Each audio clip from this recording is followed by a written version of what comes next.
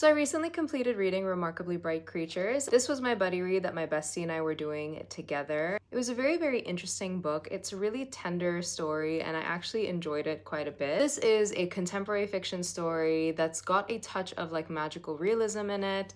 This is a story that follows a 70-year-old woman named Tova. She's a widower and she's also a woman who is grieving the loss of her son. She lost both her husband and her son, and Tova is basically all by herself. Tova works in an aquarium and she befriends one of the creatures that is in the aquarium, and that is Marcellus, who is an octopus, and they form a very unlikely friendship with one another. And this friendship also provides some of the answers that Tova needs in order for her to get the closure that she deserves with the loss and the grief that she has experienced in her life.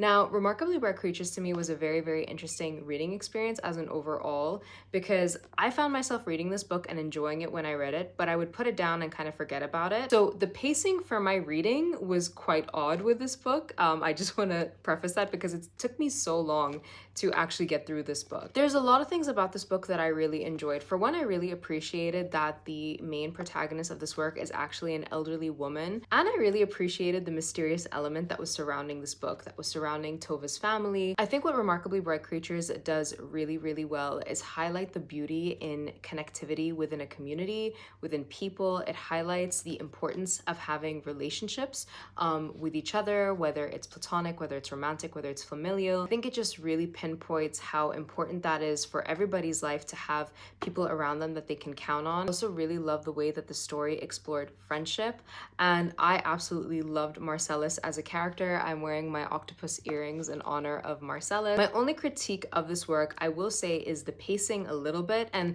I don't know if that was because of how I was reading the book and the pacing that I was reading it at, or if the book had a bit of an odd pacing itself.